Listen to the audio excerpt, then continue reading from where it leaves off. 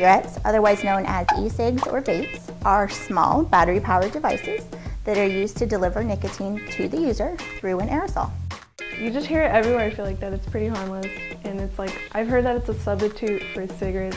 There's no scientific evidence to support that e-cigarettes are an effective quit strategy or really tool to quit conventional cigarettes.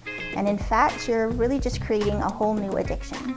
E-cigarettes are not safe. They contain nicotine, which is a poison, and many other harmful chemicals, both in the e-cig fluid and in the e-cig inhale and in the exhale, which can harm not only the user but bystanders.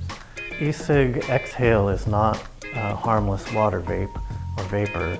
It's actually these very, very fine particles that can get inhaled into the deepest part of your lungs and cause damage. There's no regulations of what you can put in them, so they can basically put anything in them. They market to us because we're an easier audience to sway, to manipulate, to make, so they can just say, hey, this is cool, so why don't you try it out? And you know, our brain hasn't fully developed, we don't know any better. They're being made to look like everyday objects, and they can be really difficult to identify.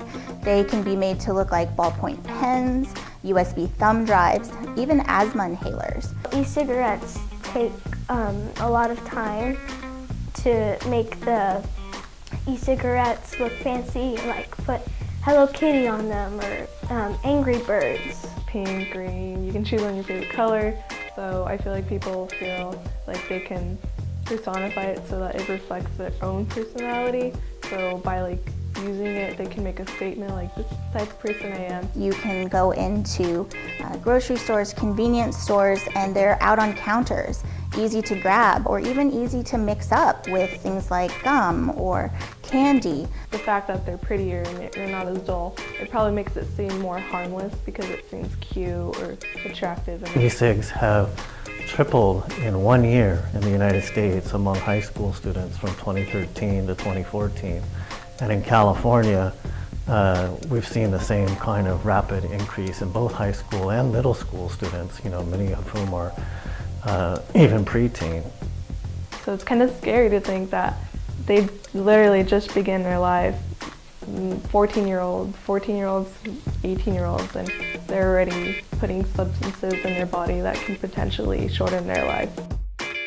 If you get one young person to do it, it's kind of like a chain reaction because they say, hey, this is cool, so why don't you try it? So everyone else is like, hey, it is cool and it's not really harmful. So I feel like they market to us because we're an easier audience. I think we can make a difference, like whether it's just making one person quit using e-cigarettes or making millions of kids stop using e-cigarettes. I feel like maybe we can reverse that peer pressure.